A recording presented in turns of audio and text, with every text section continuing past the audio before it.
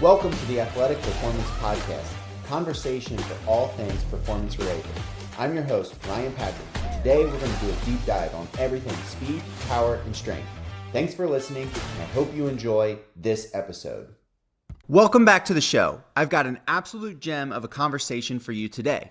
Joining me is Nathan Schafer, founder of 3D Athletics and one of the most creative movement minds in the industry. If you've ever seen his Instagram feed, you know exactly what I mean. 3D skips, cognitive challenges, and warm-ups that look more like movement puzzles than basic prep. But don't let the visuals fool you. Everything is rooted in principle, which is why I get along great with my guy Nathan. Nathan's path started like many of ours: injuries, curiosity, and eventually mentorship under Gary Gray, the godfather of 3D movement. Since then, he's built a training model that challenges conventional thinking on warm-ups, movement prep, and athlete development. In this episode, we dig into the concept of gear shifting in sports, why traditional weight room training can leave athletes stiff and underprepared, and how simple tweaks to warm-ups can build smarter, more adaptable movers. If you work with athletes or you're an athlete yourself, you'll walk away with a ton of practical takeaways. Let's dive in. Nate, we've already been talking for a minute, so I'm super excited to jump in. Honestly, I see a lot of your stuff on social media. I love it. You got one of the coolest channels, most creative exercises, which I think is amazing. But I want to back up behind this. So, every superhero has an origin story. So why don't we start with yours? And you can add as much or as little as you want, but just bring us up to speed on you, man. Okay, well, first, thanks for having me. I'm really excited to be here. So I think you do great work as well, too. So it's always cool to connect with other coaches and to learn and grow together. So thanks for having me with that. But yeah, I'm far from a superhero. That's the first thing I'll say. I think our athletes and our kids are the real superheroes. But, I was just real fortunate to learn from a gentleman named Gary Gray. And a lot of people consider Gary to be, one of the most sought after movement professionals in the world. Mm-hmm. And he's been around for an extremely long time. And I think he was the first guy to really break down and lay out 3D movement. So had some injuries, got hooked up from him, and I was with him, and was just real fortunate to learn from him and use him as a resource and to be able to move forward with those 3D principles. So just been very fortunate with, number one, the kids we get, and number two, the mentors that I've had the opportunity to work with. So yeah, that's amazing. I find that in common with a lot of people that I talk to on the show is they've gone through either some iterations of, one, I had some injuries along the way, or I just reached a certain level of athleticism that was my pinnacle and had to dive deep and discover it. So yeah, no doubt. I'm trying to remain somewhat athletic in the second half of life. Yeah. Well, actually, I wanted to be a high school teacher and coach football, but then, my injuries happened and I got hooked up with Gary and then kind of went down this path. So yeah, things definitely have a way of working out. So yeah, man, it seems to be working out for you. So I know in chatting with you back and forth, you've mentioned to me that your model is a little bit different. Now, from the outside looking in, I love this application of 3D movement, locomotion, just all of this into the fabric of how you coach your athletes. And so I'll say this, maybe not a superhero, but your exercise has got a certain level of swagger to it, man. They look useful. They definitely adhere to scientific principles. So it's not like you're creating this, fake theology around some kind of training, but it's definitely unlike what others are doing. So I want to start at the beginning with your vision and your thinking, and just what kind of misconceptions do athletes and coaches have when it comes to movement training? Yeah.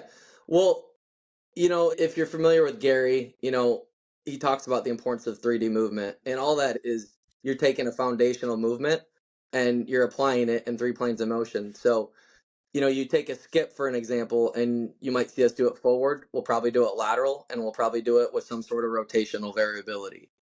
We're taking what's already been out there, skips, karaokes, gallops, jumps, hops, jops, and just applying it in 3 planes of motion. And then, what Gary also laid out, and a lot of other people have, are tweaks, right? He just calls them tweaks. And, you can obviously tweak the height, the distance, the speed, the direction, all those sorts of things to create different chain reactions. So we're basically doing the same stuff and the same movements. We're just applying it slightly differently to get different results. So, people talk about variability a lot, and how, maybe you don't need to do that much variability. And to me, it's the bigger the toolbox we can give the athletes, especially in a warm up, right? Might not be like your meat and potatoes, but your first 15 or 20 minutes, the bigger the movement toolbox that we can give an athlete, the better off they're going to be. So that's our goal. A lot of what you see and a lot of what we show is that first 15, 20 minutes, just preparing athletes to move. We want to engage the mind. We want to engage the body, right? We want that movement IQ to be extremely high.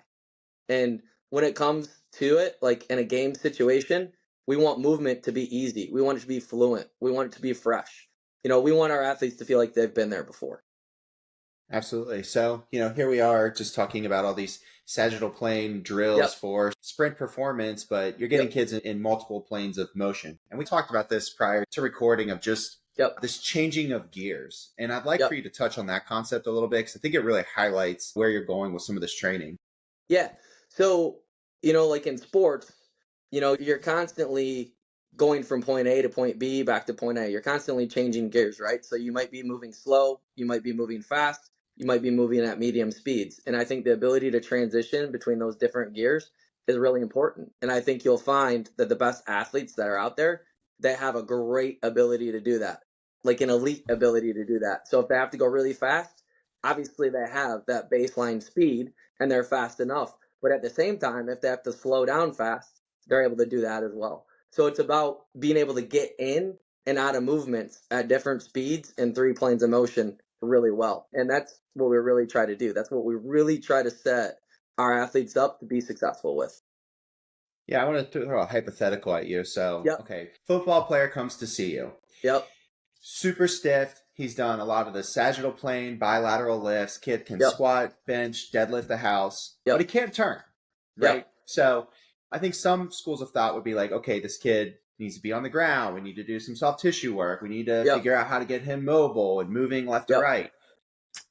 Do you approach this of, hey, we just need to get this guy up on his feet and just start to introduce movements in all of these planes? And do you find that they gradually unlock? Do you find that there's some other types of interventions that you to use to be able to access this three-dimensional movement? Yeah. So, I think the big things are, if they've been doing those things in the weight room, they're probably going to be really good in certain positions that they need to sprint, but there's also going to be some positions that are missed. So I like to start athletes out like just putting them in those positions with isos, and then you slowly start to build up the intensity. So you might go like a slow, like oscillating iso, just getting them comfortable in low positions in different directions, and then slowly speeding that up, right? So we might speed it up with 3-dimensional skips. You might add a little bit of load to it. But yeah, so it all comes, I think, with exposing them to those movements that they need when they play their sport. We want to put them on similar angles and in similar positions to create success. And, in the weight room, a lot of times, like you and I talked about before, you're focused on max outputs, right? Like, what can you do? But that's not always sprinting. That's not change of direction. That's not locomotive movement. So, going back to the gear shifts, like how well do you get in? How well do you get out? Do you have the ability to go fast, like full speed? Because you do need to do that sometimes. But you also need to be able to slow down. You also need to be able to go from, a slow speed to a fast speed, back down to a medium speed, back to a fast speed, and vice versa. So, it's important to train, I think, traditionally, some traditional movements, and we build that in, but it's also important, to train slow speeds, medium speeds as well. Okay, so how are you selling this to the kids and the coaches? Because it's like, hey, you're going to come in. We're not going to get your outputs higher. We're going to get you good at all this other stuff. Like, how do you approach this in a way where kids are like, yes, this is what I need, not just getting faster? Because my running joke, and it's so antiquated these days, but I'm like, if you are the fastest guy on the field, but you have no idea about how to play the game, you have no sense of strategy, you're basically like Forrest Gump, right? You just run down the field faster than everybody, and they like got this giant banner they drop that says stop, and you're like, oh shit, okay. You know, so how do you get them into this idea of, hey, sports is not just this high threshold top end all the time? Yep. Well, we do a little bit of both, right? So we do test traditional stuff. So we'll time, normal sprints, we'll do verticals, we'll do all those different things, but we just do them in different ways, and we integrate the other stuff as well. So, I might have you do a series of 3D skips, and then we'll go hit some, multi-directional resisted sprints and then time. One other thing that I've been doing a lot of that's been really successful is I've been integrating like, different ball tosses, self tosses, partner tosses into time sprints. And then I'll come back to just like a free normal 10 or a free normal 20. And a lot of times the kids PR because it's all integrated. So we do the traditional stuff. I think we just package it and integrate it maybe a little bit differently than what is traditionally taught. Yeah, and I'll say this. I've been thinking more about the warm-ups as like mental Yep. prep, Yep. Exactly. and there used to be just a massive amount of inertia for me personally when I know that I've got to like start on the ground, do all these things, and it's Yep. 20 minutes in and I'm still like I Yeah. only do this stuff like when things hurt. When my body starts aching, I'm like, all right, I'll Yep. do it. Every other time I'm like, I'll just skip right over this. And part of this, journey I've been on is I'm just finding like getting back to just exploring movement, feeling a little bit playful, moving in all these different planes. Yep. It's making my body feel good in a way that Yep. some of the other stuff was not, even the things that were supposed to improve my mobility. And so Yep. we've kind of translated this into what our athletes are doing. And I'd say you're probably a big influence for me on this because I look at a lot of your stuff. I'm like, this is just like really cool stuff, right? We're playing games, we're tossing the ball. There's a certain Yep. cognitive element to it. I'm even thinking about what you just said. I don't know if you've read the new triphasic. Yeah. Yeah. So Cal talks Yep. about doing that figure Absolutely. eight with the ball around the back Yep. and counting and just Yep. the mental aspect of that and how it's getting athletes more attuned and all of a sudden they're setting PRs and they're doing all this stuff. Yep. I feel like what you're saying right now is like almost echoing that like to Exactly. a T. Yeah, I mean, Cal's phenomenal. Ken Clark too, and Chris Corfus. I've definitely influenced my thinking. I know Chris sometimes when guys are timing sprints, he'll have them do like curls in between, just to take their mind off the actual sprint itself. And that's like our goal. If I take a kid and I have him run a 10 and he's tossing a tennis ball like in his right hand to his left hand as he's sprinting, we get a time on there and he sees like his time's not far off from like his normal PR and he's tossing tennis balls, then we go and, hey, just free sprint now. Well, shoot, if I'm close with just tossing a tennis ball, I can run faster than that. So I think that plays a big piece in just developing movement quality, developing confidence. I think a big piece of it too is making it fun, engaging the mind, engaging the body. If you think about it and you watch a team warm up, kids are just going through the motions, right? I mean, there's not a lot of adaptation that's going on. And, I think it was Zach DeKent who came out and said, if you broke down the amount of times that teams spend warming up over the course of the season, it was something crazy. It was like 70, I think he did it for his TCU, his baseball team, and it was like 70 hours, 80 hours. And that's a lot of time where you could be developing like some really good athletic qualities. So, I think it's really important to make the warm-ups fun, to get kids engaged, and to create buy-in because you can create a lot of positive changes during that time frame. Okay. I think just for the sake of example, Yep. when you're building a warm up out, what are Yep. some of the big rocks for you and how are you actually constructing this? Yep. Well, movement starts on the ground, right? When we're born, we don't just stand up. We start on the ground, right? So I do like to start off with some sort of ground-based movement, and then from there, from the ground-based movement, we go upright. And, I generally go to some sort of slow movement that's going to engage. So what I do a lot of now and what I have been using a lot are we'll take the traveling skills at slow speeds and I'll just integrate a tennis ball. So we'll skip forward, tossing the tennis ball. You might go catch it in one hand. You might toss it back and forth. There's no right or wrong way.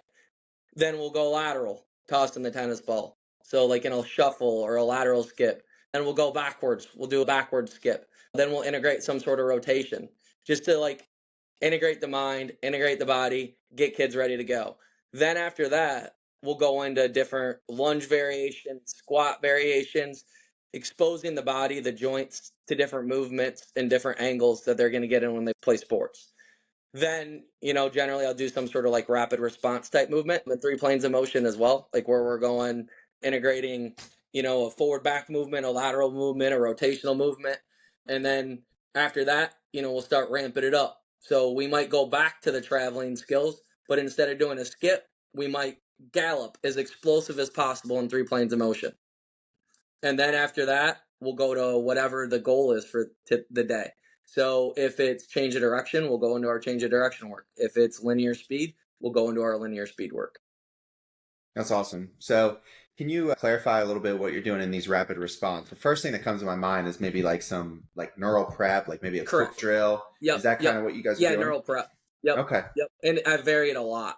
So, I might have them hopping back and forth as fast as they can, looking left, looking right, cueing it, looking up, looking down with eyes closed, transitioning from 1 foot to 2 foot, getting pushed by their partners. So we want to take their mind off the fact that it's just work and warming up and getting them engaged and getting them to feel like they're actually about to like go do something productive and to go play a sport. So that's our goal. I don't know if enough people are talking about that. I think you said it in passing, but a lot of us as practitioners, right, we want movements to feel a certain way. We want our athletes in tune with their body. But the reality is, as soon as I put a stick or a glove in somebody's hands, they're not thinking about this. They need to be focusing on, the cognitive and technical elements of like scoring a goal or banging a home run. Yep. Well, and that's the great thing about when you utilize, 3D movement is you're able to pick up on deficiencies extremely easily. So if I'm doing a lateral skip or a lateral lunge and your athlete's not able to stay in the frontal plane and they want to bail into rotation, which is a real common issue that you see a lot, there's some frontal plane deficiencies there. So not only is it an exercise to improve performance, but at the same time, it's a litmus test of, hey, like we need to improve on this area. Yeah, that actually, I think, bleeds into one of the questions I have a little further down the line. We'll just jump there. But this idea of assessment, right? So how are you assessing athletes? Because you mentioned briefly, like the movement, and this is very Dan Path to me, like the movement is the screen. Correct. Yeah. If you know what you're looking for and you know the shapes that you're looking for, the movement itself is the screen. Now, with that being said, I mean, we do more like local based assessments sometimes as well in certain cases, like the Thompson test or something like that. We do integrate that. But in most cases, especially in large group, the movement itself, watching kids move globally, that gives you a pretty good idea, at least big rocks and, low hanging fruit that you can go get and create some positive change relatively quickly. That's good. Yeah, sometimes I think the assessments can be almost too isolated, and it's like the movement itself can clean a lot of things up. No, just by virtue of doing it. And I don't know if there's enough people willing to do certain movements. And so I have this like heuristic. I sometimes tell to my clients, I'm like, look, it's not 100% accurate, but if you do this movement in the correct way and it feels good or doesn't hurt you, but when you do it the incorrect way and it does hurt you, this is probably something we need to do. We're just going to keep doing it the right way until you don't really keep doing it the wrong way. So it could even be like an overhead press, right? I'll just use a strength example for somebody listening, just that's simple. If they press a certain way and their shoulders hurt, and then we manipulate position, whether it's, sitting down, getting their hips back under them, changing the angle of their arms, and all of a sudden it feels good. I'm like, this is probably a path we need to pursue a little bit to just build some, structural balance around whatever is going on. Well, so many kids and athletes and people in general just don't know how to direct force. They have the ability to produce it, but they don't know how to direct it. And honestly, one of the ways that we're able to see that a lot in isometrics. And we have these machines called isofits, and you'll put a kid in the isofit and you tell them like, hey, you hang on to it and you're going to drive this way. But you can see they have no clue how to do that. And that's been a great exposure tool for us. So, hey, like we can get you there, right? And you might be able to get into that position, but your direction and your ability to direct that force the right way is one, going to put you in the proper angle, and two, efficiently get you out of that position. So I think ISOs have become a great assessment tool for us and a great mobility tool as well. So, I'd like to hear some more about this ISOFIT. So what kind of positions are you using? You don't have to give away all the trade secrets. I'll give it away. I definitely want to know. Everything. I mean, and you don't need an ISOFIT necessarily. I mean, it's a great tool to utilize, but you can just use body weight. You can use, we have cages that we use a lot as well.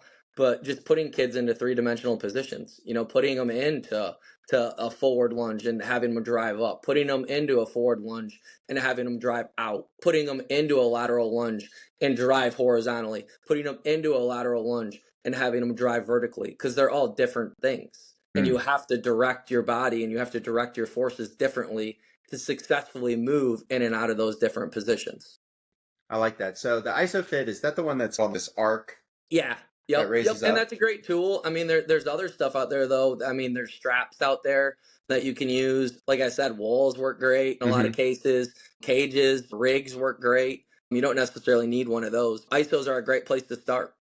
Isolate, integrate, and then hit it. So we get these J cups from, Yeah. I think, Stray Dog. So they're Yeah, those work basically well. the two inverted. It's Yeah. like two inverted, so you can just pull up into it. So they're really easy to adjust. But Yeah. I love those. Now I have a question. So when you're doing some of these like lateral lunges and changing force, how are you having them hold the machine? Because I know sometimes for some of my athletes, like their grip strength is so poor that Yep. it's almost limiting what they can actually do in terms of getting some outputs in these multi-directional planes.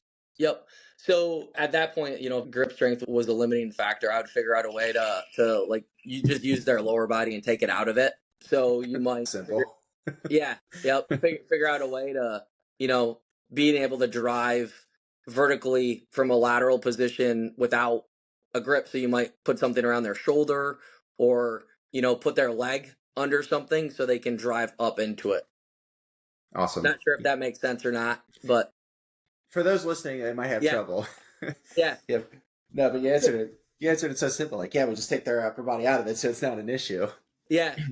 So like on your ISOFIT, you can adjust the bar. So instead of having them hang on to it, you might have them like position their leg where they can just drive right up into the bar with their leg versus hanging on to it.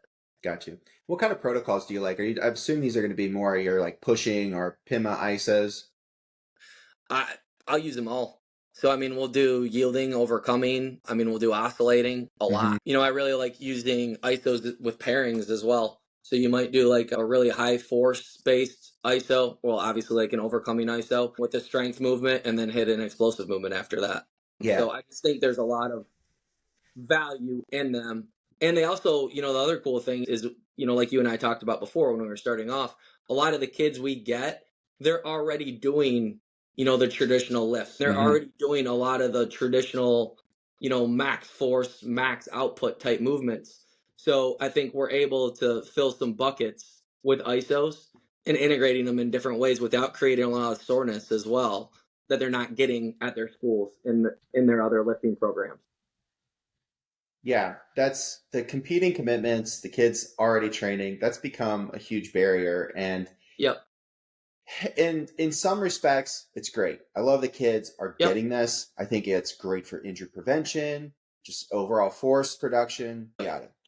But the downside of it is it's the training that they seem to be doing as a group with their school is so like historically just old school, right? They're not moving in multiple planes. They're not doing movement scales. I don't know that like where our industry was maybe 10 to 15 years ago of just getting strength training to these kids. Now it's like they're not doing proper speed training. They're not doing movement training. They're just, the sport is the movement. And I feel like there's huge gaps, which you've already mentioned. But to stay on this topic, the ISOs have become very like important to us too because of one, I mean, how many times can I back squat a kid in a week? I already talked, we have one athlete who's, their football team's literally maxing out every single week. I have no idea why. That's what me and the boys did in bench press, when we were in high school, because that was just what you did. Like Mondays, max out bench.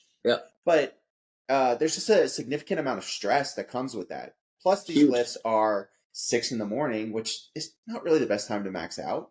Also, like high school kids need to sleep more. I know they're not going to bed all the time. Plus, they're doing other training after school. So for us, the ISOs have been, to your point, really fantastic way to identify some of the positions that are weak, maybe where their knees buckle or feet collapse or whatever it is. At the same time, we don't have a ton of residual DOMS, soreness, fatigue that just is, neurally taxing.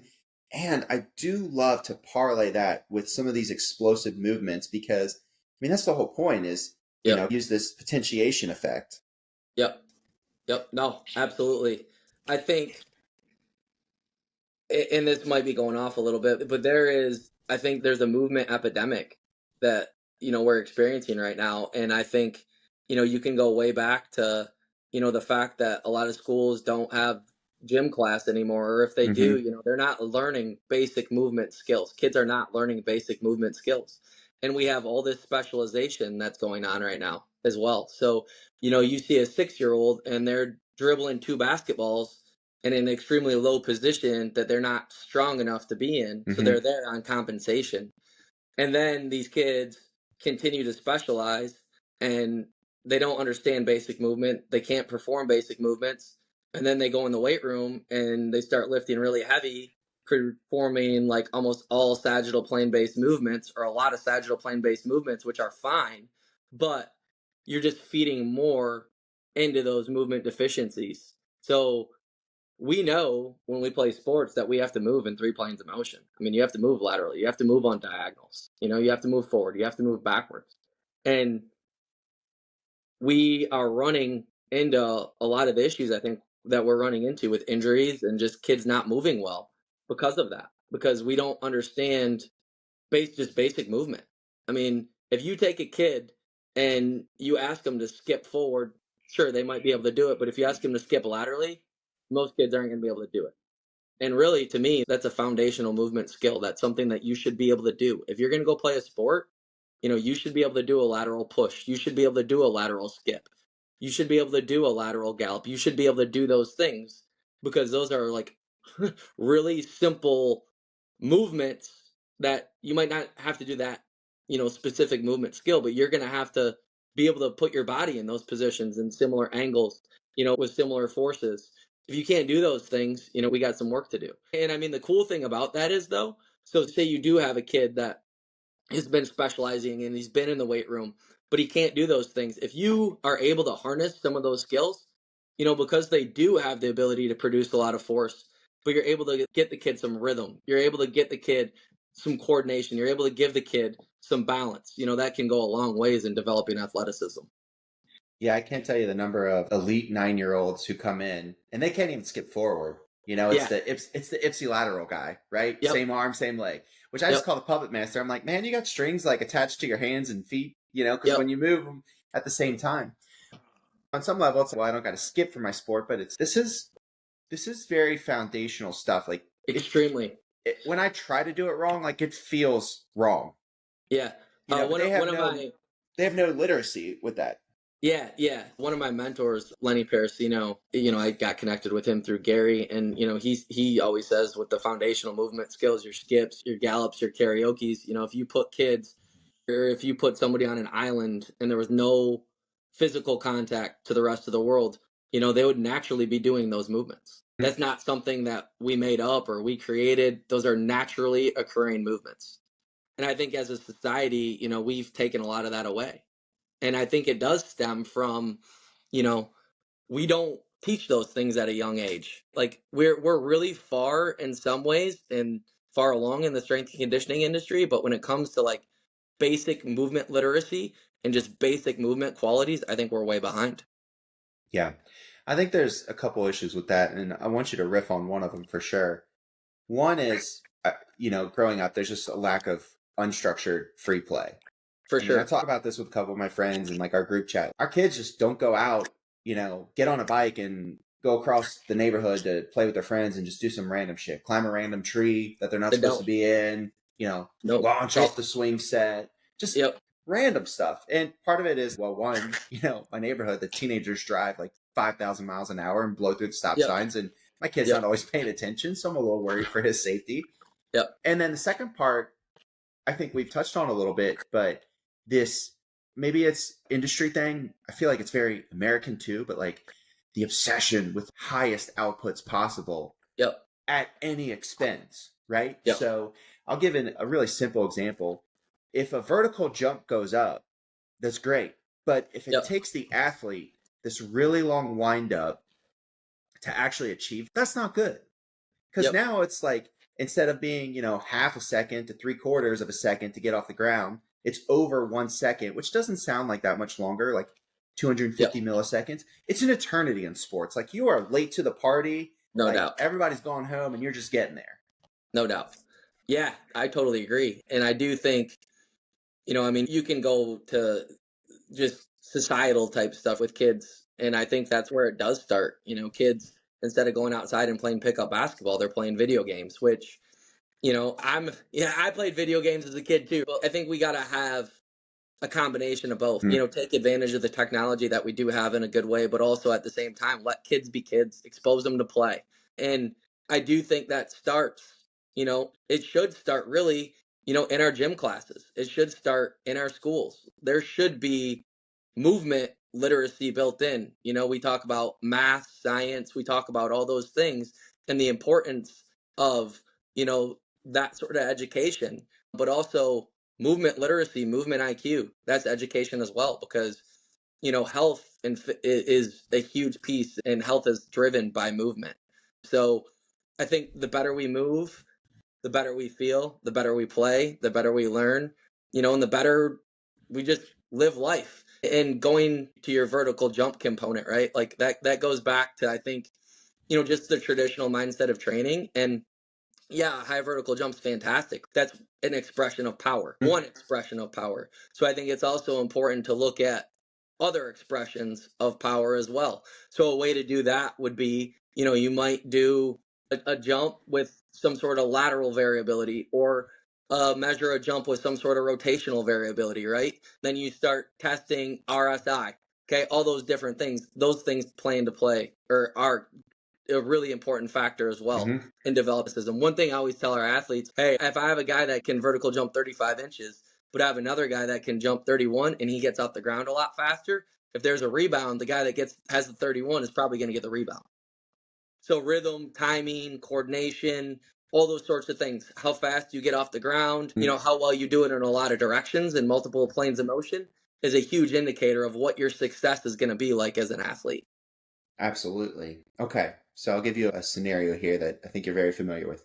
Yep. You go to a high school program. Yep. You are going to do some of this multi-directional movement training with them. Yep.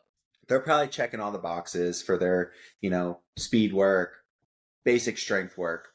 Where do you start, with balancing what they're doing traditionally in the weight room with the movement-based training? And I think more specifically, this is probably to a lot of the athletes that you work with or who are subscribers to your app.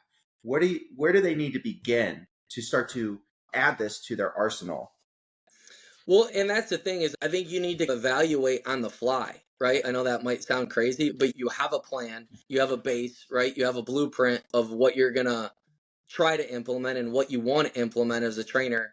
But then, based on how the athletes are responding, you might simplify the blueprint or you might build on it, right? So I think the big thing is just explaining to them, one, why they're doing what they're doing. And the cool thing about technology now is, like, the different positions that we get a lot of athletes in, you can find pictures of, you can find video of, and you can do that. I mean, there's photo proof right there. So I think showing them those things plays a big role in producing buy-in, and explaining to them, like you and I were talking about before, when we play sports, it's a car chase, right? You go slow, you go fast, you might take a quick right turn, you might have to merge onto the expressway, who knows what's going to happen. You have to be prepared for those things. You have to be able to shift gears. So we want to slowly integrate those things, but doing it where the athletes have success. You start simple, right? We start generally with sagittal plane movement because that's the most common.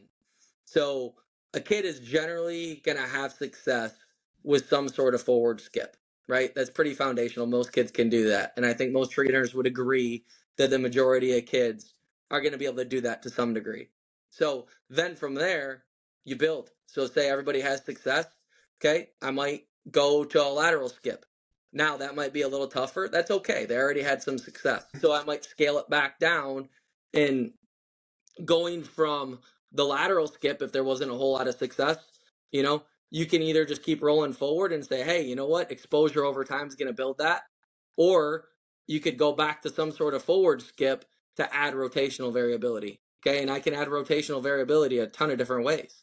I can look up, I can look right, I can look left. Okay. I can have them spin when they skip. So I'm still integrating that forward movement. There's a lot of different ways. So it's all about, I think, knowing your audience, knowing what they're accustomed to, knowing what they're comfortable with, and just getting a vibe. I think so many times, we have a plan and an outline as trainers that we feel like we need to follow, but how about just feel? Watch the athlete's body language. Watch the athletes, how they're moving. Okay, you can tell a lot by buy-in and whether or not they're going to give you everything that they got based on that. So, I mean, I do, like I said, I go into every session with a plan. I go into every session with an outline. There's variability there. So, I mean, we can tweak up, we can tweak down, we can stay with status quo, what I had originally planned. So I think you got to be able to adjust on the fly like any good coach would in a sport. You have a game plan, you study, you scout, but then at the same time, you're willing to adjust what the defense gives you or the offense gives you. So, and it's the same thing with training, I think, in the way that we do our movement sessions. Sounds a lot to me, going back to principles of motor learning, right? I want a certain level of success, but I don't want 100% because then there's no learning happening. So it's like, what's that 70 to 80% spot where it's a little challenging or, it takes them a bit to get into the rhythm, but eventually they can find this. And my experience has always been like the good athletes can figure this out. Once their brain gets it, it's like, okay, like now I've got it. And then they always have access to that. Once they've got it, like it can just go in and search that file and pull it. So next time you do some lateral stuff, they're like, boom, got it right away. Yep. No, I 100% agree. And the only way that you're going to create change and you're going to create adaptation is to take somebody outside their comfort zone. It's the only way it's going to happen. So, but you don't want to take them too far because then, when people get too uncomfortable, they start to bail, they start to tuck their tails. So, it's success, but at the same time, it's throwing a little bit of failure in there too and building on that success. Yeah. And so I want to elevate the level of this, right? You've worked with some professional athletes. We were just talking about going into a high school program. I'm really fond of telling my athletes, like the professional guy, like we do simple training with them. It's not, it's really not that much different. I'm just like, they do the common things uncommonly well. It's like when you see them warm up and you see them do these things, like the aptitude that they have when they do the most simple things is just, it's to me, like I'm just inspired by it. I look at it, I'm like, damn, I didn't even know there was levels to this. Yeah. So I know you've worked with Go. I've seen him mention. My guy, Travion Williams from the Bengals, came up one summer. So how do you see this deficit in 3D movement at the highest levels? Are these guys different? Have they done something along the way? Or do you see that they've still got some of the same things that other athletes are experiencing? So I think some of the pro athletes that you get and the really high level athletes that you get are really good at compensating. They are pros at compensating. So if you take global movement, they can hide it. They're really good at moving globally. But then when you actually break it down, there's definitely some deficiencies there. And I think that goes back to all the stuff that we talked about before, right? They're not exposed to a lot of the basic movements that I feel they should be exposed to, in just basic motor learning. So over time, obviously they're very gifted, they're very skilled, they've developed compensation. They've developed compensation patterns. And because they are so good, when you watch them run or you watch them do a global movement, it might be hard to see, but when you really break it down, it's easy to find those deficiencies. And I'm not even saying that, having a pro athlete when they come, say they can't skip laterally, right? I'm not saying that skipping laterally is going to, make them run faster, but it is certainly going to expand that movement toolbox and maybe make them a little bit more resilient, maybe help that rhythm a little bit. So when they do get in a lateral position or they're exposed to a deep lateral angle, they're able to get in and out of that position a little bit better. Yeah, I found that, elite athletes equals elite compensators. I agree. And the one thing I've thought about them, because the time that I have to work with them is so small.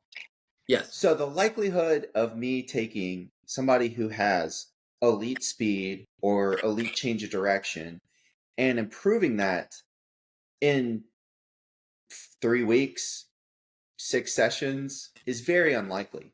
Yep. But what I have found, to your point, is that when you expose some of this stuff and you give them a little bit of that variability back, you help them move a little bit more efficiently, they feel better.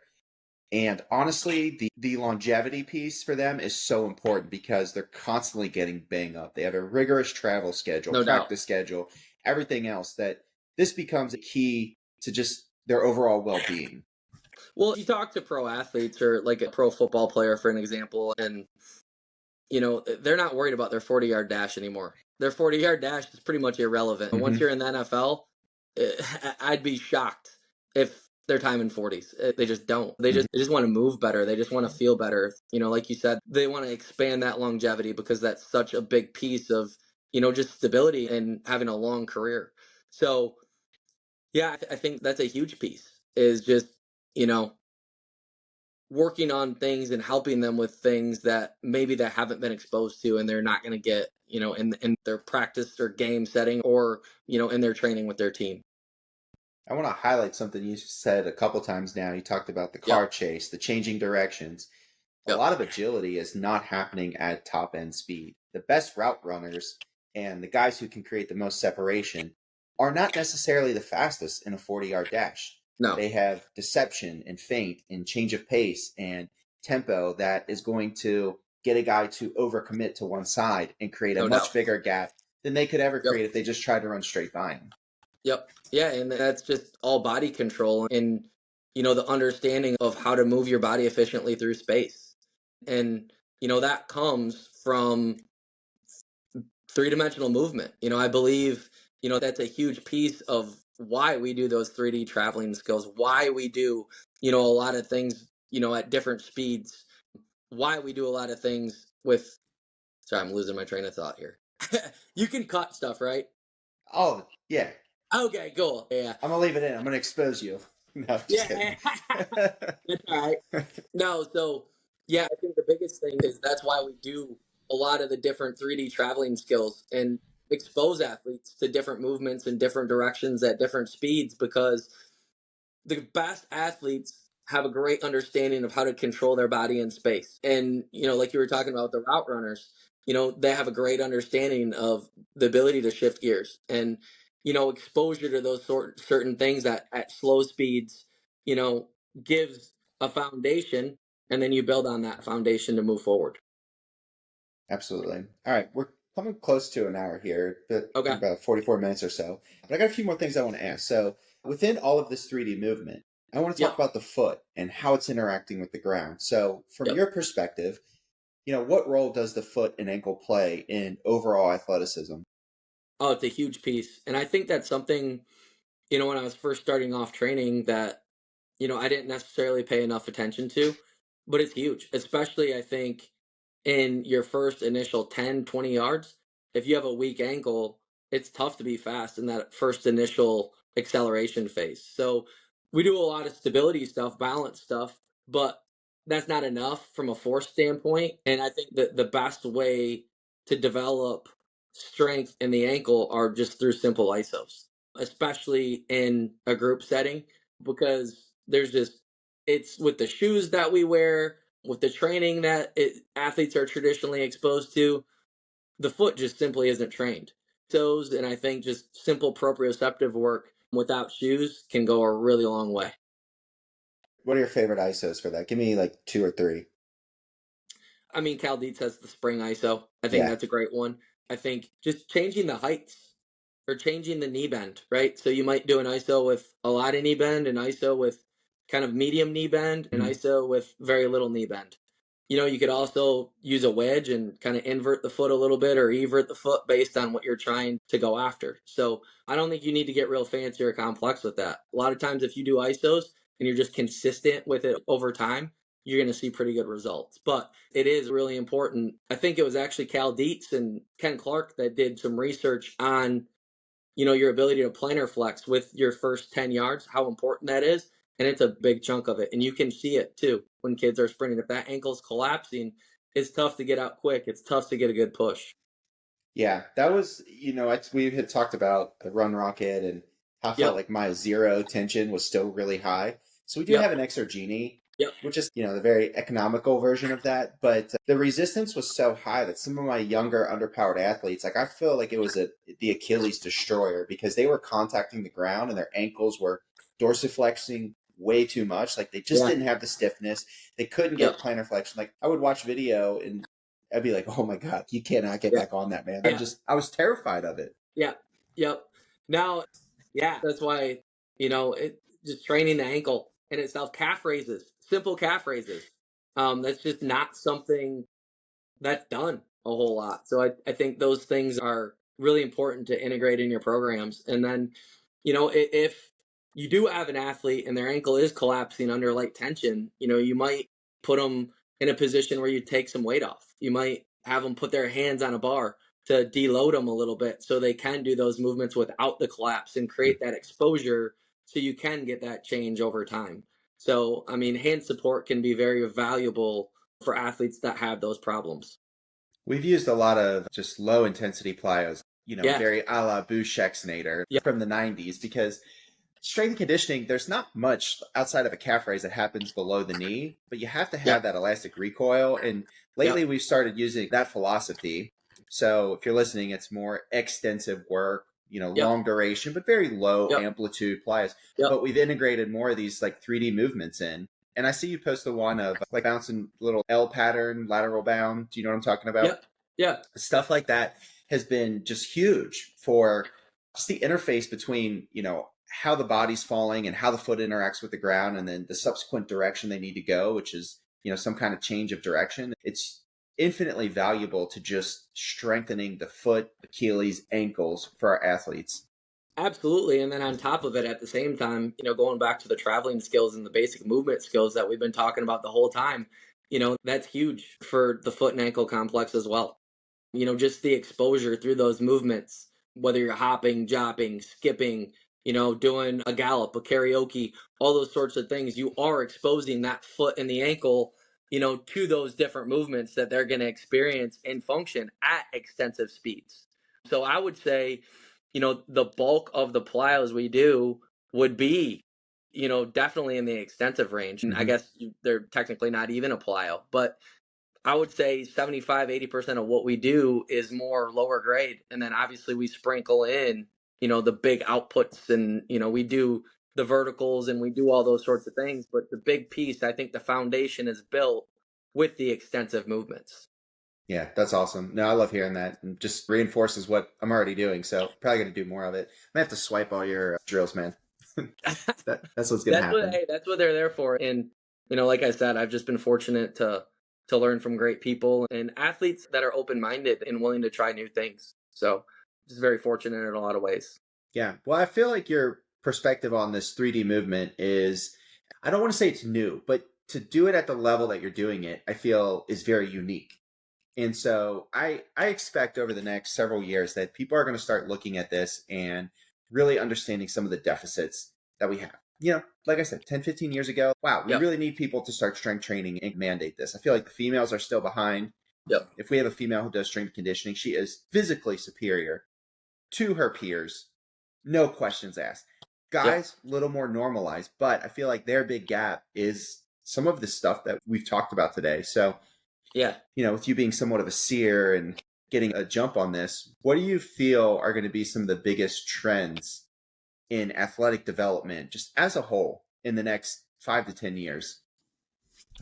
Well, I think the more and more, we see and learn and, understand athletic movement. And I think a lot of the younger strength coaches are embracing the 3D. I think a lot of the younger coaches are embracing it and do understand the importance of, integrating multi-directional movement. And I think you're seeing it. When I first started out 15, 16 years ago, it was very fresh. It was very different. It was very new. Now, a lot of people are dabbling in it. What I think lacks is a structure and understanding of how to do it and how to do it the right way and how to do it successfully. So I think over time, I think that will change. And I think there will be systems put into place like Gary has that help people to lay it out and create a foundation, create a blueprint to move forward from. Yeah, we have likely Instagram and social media to thank for that, because I've seen some movement influencers where Yeah. it's 5 to 6 things linked up, and I'm like, dang, what do I even name this drill? There's so many Yeah. things happening. I don't even know Yeah. if this is doing anything. Well, social media is great, but at the same time, it's just a flood of information. And, there have been some great things for me, that have happened with social media, but also at the same time, even as far along as I am in my career, it makes you question and it makes you think, hey, is what I'm doing really right and really good for my athletes? And that's why it's so important to have a foundation, to have a system, to have an understanding. So you're not just throwing darts at a dartboard. You have a reason why you're doing what you're doing. You're building on success. You're moving athletes forward and you're getting results. You're getting buy-in. Because yeah, it is. It's a flood of information. And I think it would be really hard for a new coach now or somebody that's not totally confident in what they're doing to program and to build based on that. And the other thing is, I mean, kids see it all, right? Like nothing, you can't hide anything anymore. So I think it makes it even more challenging. And it's more important because of that to be able to explain why you're doing what you're doing and create that buy-in, to create that consistency. Yeah, that's going to be the big differentiator is, yes, we need variety, but every session is not random. Correct. What I always tell people is variability is great, but it has to be effective variability. It has to be strategic variability. It can't just be throwing darts at a dartboard, like I said earlier. It can't just be random. And the way that I describe to people, the way that I try to break it down to people is if I tweak a drill and the athlete is able to create a good chain reaction from that tweak into the skill that I'm trying to improve, then it's a good tweak. Say I do some sort of movement and that chain reaction is not good anymore, then it's probably not a good tweak. Then I went too far. So, is the athlete able to handle the variability and get in and out of that position effectively? That's the key. And I believe that's what we look for. So, if I add a height tweak, a distance tweak, if I had to switch into a movement before a sprint, is the athlete, is the individual still able to create the positions that I want to get out of that position? And if they are, hey, let's keep moving forward. Let's keep building. If they're not, hey, I need to go back to the drawing board or we need to scale back a little bit. No, that's gold, man. That's absolute gold. Okay, so let's go ahead and wrap up. I want to direct more people to you. I know you've got the 3D app, so where Yep. can listeners, athletes, parents, coaches find out more about you? I try to keep a little bit of a lower profile. To be honest, I'm not 100% comfortable on camera and that sort of thing, but just, the Instagram account, the app is linked in the Instagram account. So that's probably the best way to contact us. Obviously, we have an email as well. I believe that's connected, but yeah, Instagram is probably the best way.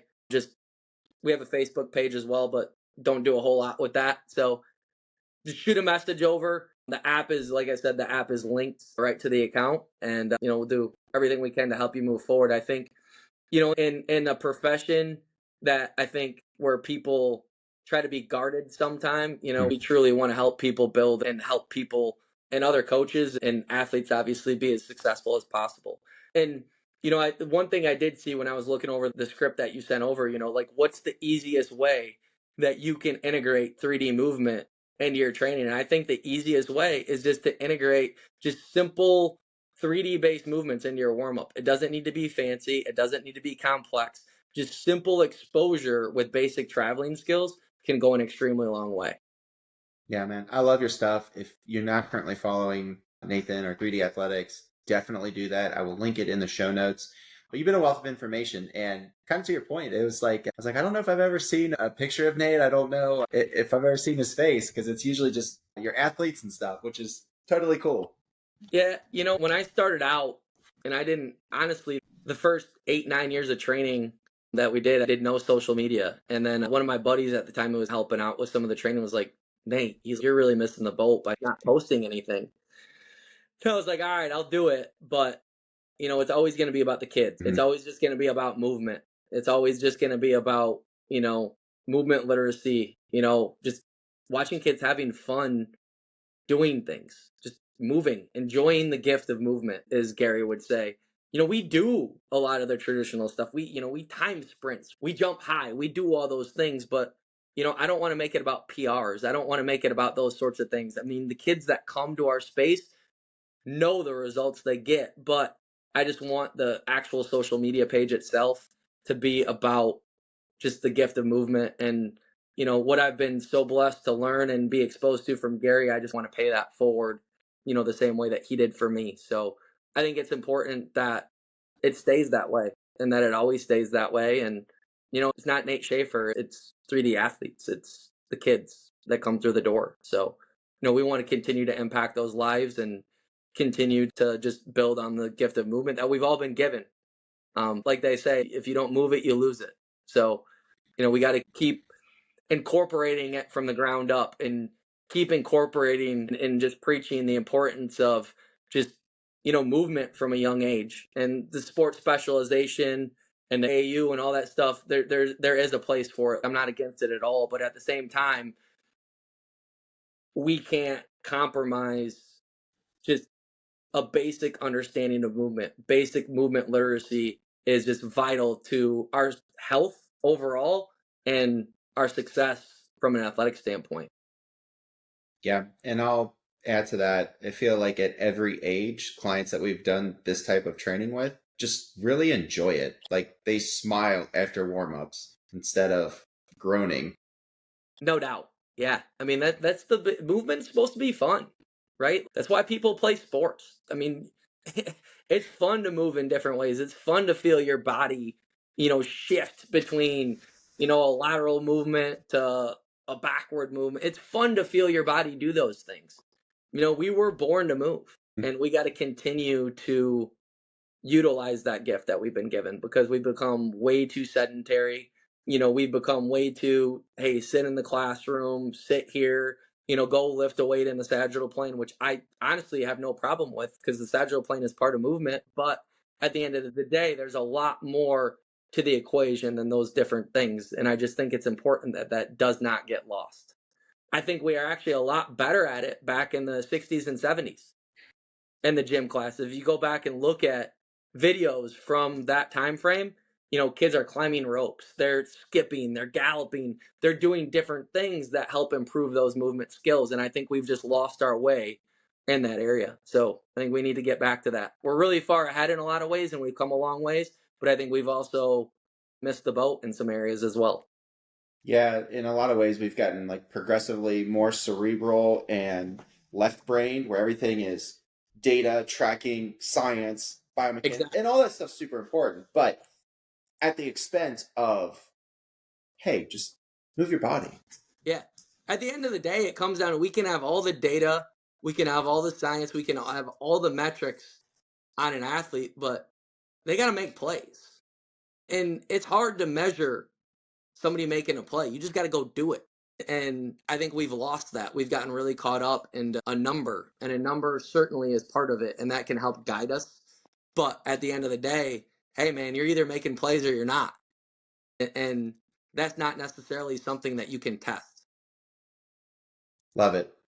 All right. So What current projects are you testing on yourself or others?